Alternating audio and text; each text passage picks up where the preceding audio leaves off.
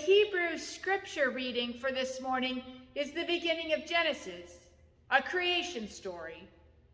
The story is retold as it appears in the New Revised Standard Version of the Bible, interrupted by reflection and prayer from a world on fire.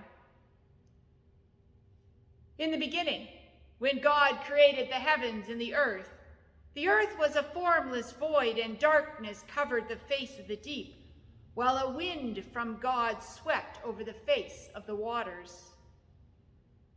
Not from nothing.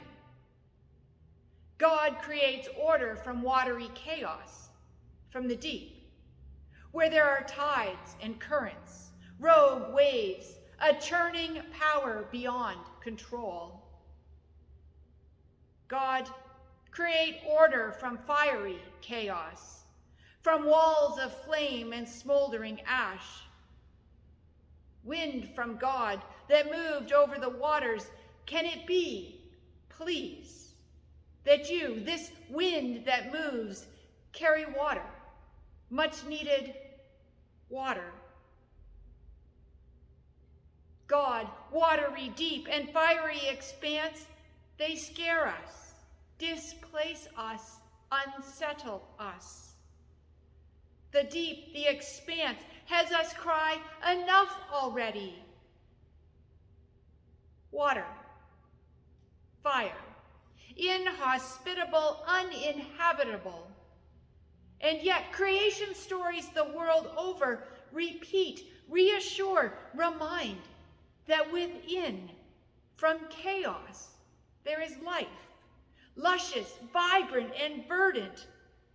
We long for this night and day. This account of creation is a confession of faith of the sovereignty of God, the vastness of cosmos and beyond, that which we do not understand, and over that which we do not control. I suppose that is how hope is too. It's not controlled, and we do not understand.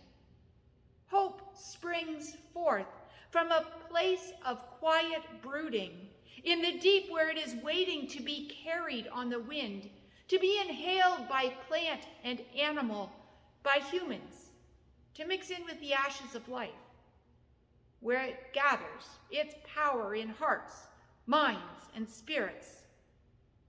And when hope manifests, it is like the freshness of rain in a smoke-filled sky. It is God saying, let there be. Then God said, let there be light, and there was light. And God saw that the light was good, and God separated the light from the darkness. God called the light day, and the darkness God called night. And there was evening, and there was morning, the first day. The goodness of creation. And it was good. And it was good. And it was very good. It was good. In the midst of fire, kindness was birthed. Compassion, generosity, gratitude were accelerated. Dwellings, rooms, and beds became available, forged in the depths of fire. It took the sheer devastation of fire to melt hearts and grow hospitality. A hospitality not extended to the displaced in the already unprecedented housing crisis. Fire opened doors. God, why does it take fear first?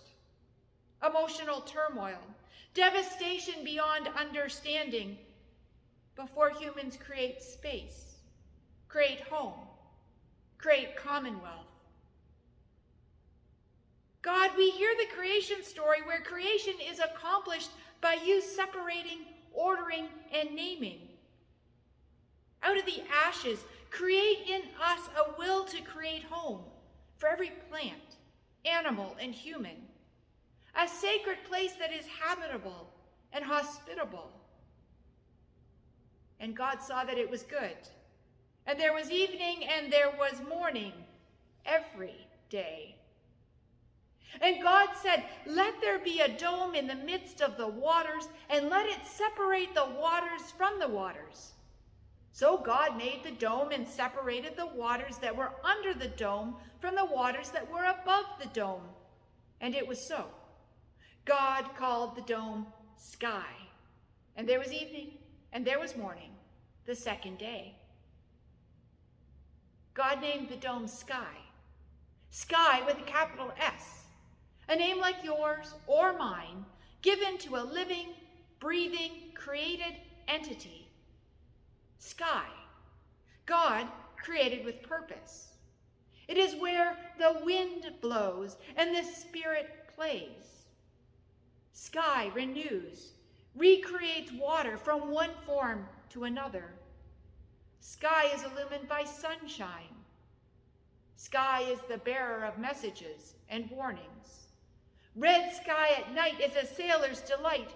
Green sky precedes tornado, and the ominous cloud of smoke is danger.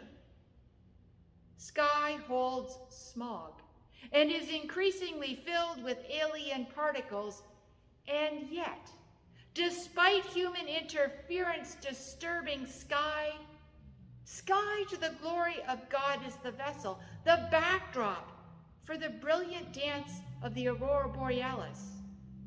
So good, so very good. And God said, "Let the waters under the sky be gathered together into one place, and let the dry land appear." And it was so. God called the dry land earth, and the waters that were gathered together God called seas. And God saw that it was good. And there was evening, and there was morning, the third day. This story of creation is liturgical. It is a dance. It is in the repetition of the phrases, poetry to tell the story, to be told and passed on from generation to generation. Liturgy literally means work of the people. Creation. By the end of this story, when dominion is given to humans and God rests, creation is our work. Creation story told in a liturgical form is to center us with the sacredness of creation, of creating, the sacredness of all. And God said, "Let there be lights in the dome of the sky to separate the day from the night, and let them be for signs and for seasons and for days and years, and let there be lights in the dome of the sky to give light upon the earth." And it was so. God made the two great lights, the greater light to rule the day and the lesser light to rule the night, and the stars. God set them in the dome of the sky to give light upon the earth, to rule over the day and over the night, and to separate the light from the darkness. And God saw that it was good. And there was evening, and there was morning, the fourth day. On the fourth day, we enter the dance of creation. One could say God's creative dance, where each piece is interwoven into relationship with that which precedes it. We hear the relationship in the symmetry of the story. The heavenly lights on day 4 take us back to light, the day and night on day 1. On the 5th day, creatures that fly and swim are placed in God-created habitat, which returns us to the separating of waters on day 2. On the 6th day, the creation of land dwellers, animals, and humans connects us back to day 3's corresponding creation of land and edible plants. And God said, "Let the waters bring forth swarms of living creatures, and let birds fly above the earth across the dome of the sky." So God created the great sea monsters and every living creature that moves of every kind, with which the waters swarm, and every winged bird of every kind. And God saw that it was good. God blessed them, saying, "Be fruitful and multiply, and fill the waters in the seas, and let birds multiply on the earth." And there was evening, and there was morning, the fifth day.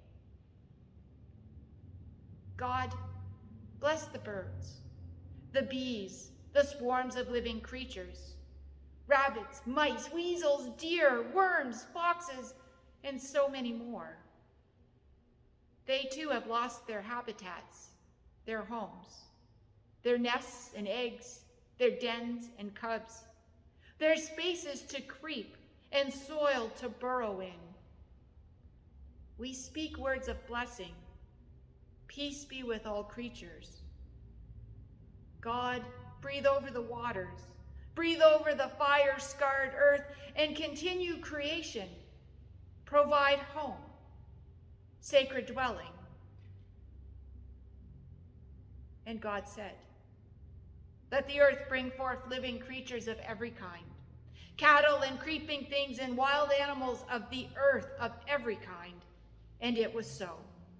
God made the wild animals of the earth of every kind, and the cattle of every kind, and everything that creeps upon the ground of every kind. And God saw that it was good. With a word, Mother Earth brings forth life. Oh, glorious life. I hear the cacophony of sound like Vivaldi's violin concerto spring. Dun, dun, dun, dun, dun, dun, dun. I see the colors of the rainbow. I smell that pleasant smell, petrichor, the smell of the first rain after a long period of warm, dry weather. I'm filled with waiting anticipation of earth inexhaustibly blooming.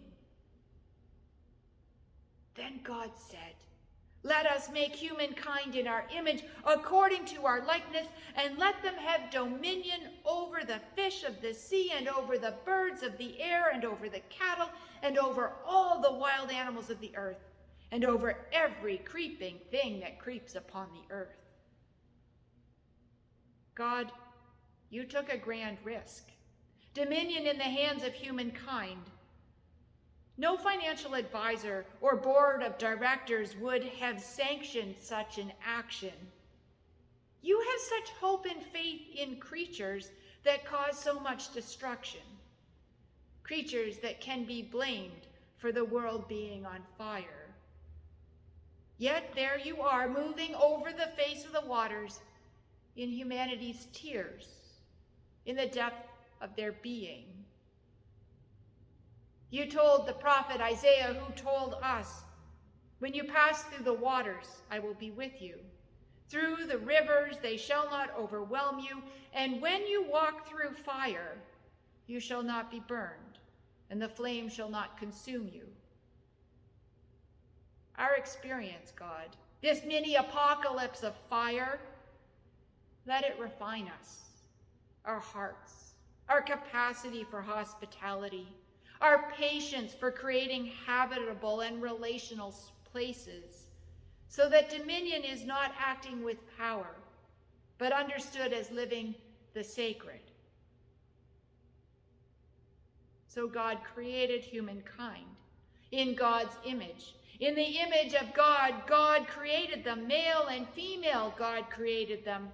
God blessed them, and God said to them, be fruitful and multiply, and fill the earth and subdue it, and have dominion over the fish of the sea, and over the birds of the air, and over every living thing that moves upon the earth.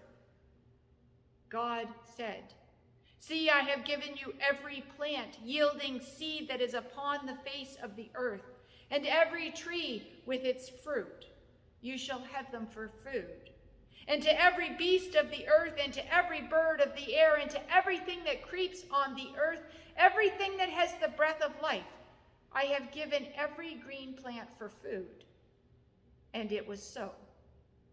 God saw everything that God had made, and indeed, it was very good. And there was evening, and there was morning, the sixth day. Creation liturgy has the refrain, and God saw that it was good. For every day, the individual elements are good. Just good.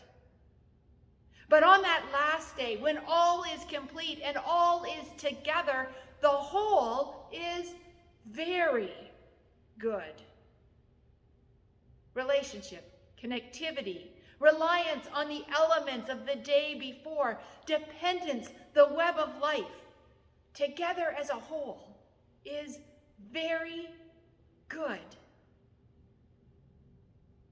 Thus the heavens and the earth were finished, and all their multitude. And on the seventh day, God finished the work that God had done, and God rested on the seventh day from all the work that God had done. So God blessed the seventh day and hallowed it, because on it God rested from all the work that God had done in creation. Sabbath, a day to set aside, to step aside, to rest and gather. In the story, it is not commanded. Rather, God just rests and blesses the day. Stepping aside, to rest, breathe, cry, lament, pray, meditate. Whatever we need to do to find comfort and healing, we are blessed this morning because we have gathered, not relying on our own strength, not pretending to be in control of our feelings, just coming to be together, to create a new head and heart space by walking and praying through liturgy. We remember that God, creator of the universe, risked everything, including life itself, out of love for a humanity that is good, but broken. Liturgy is a continual living of life, death, and life, enacted in baptism, shared in communion. Baptism, yes, water, is creation story in the church and the beginning for many of us. But this time, creation story begins not in water, but in fire. Fire. It stimulates growth, maintains ecological systems, creates mosaic patches in the landscape that allows a greater number of species to exist and thrive. Fire, in its consuming expanse, obliterated what was, and in the same breath holds an endless myriad of creative possibility. And with this sacred thought and creative task at hand, we gather to tell a new creation story. In this beginning, God created the heavens and earth. Earth was a world on fire, a hopeless void where brokenness covered the face of the deep, while a life-filled wind from God swept over the scarred earth and over the face of the waters. And God said, "Let there be." And there was. And it was good. After many days, it was very good.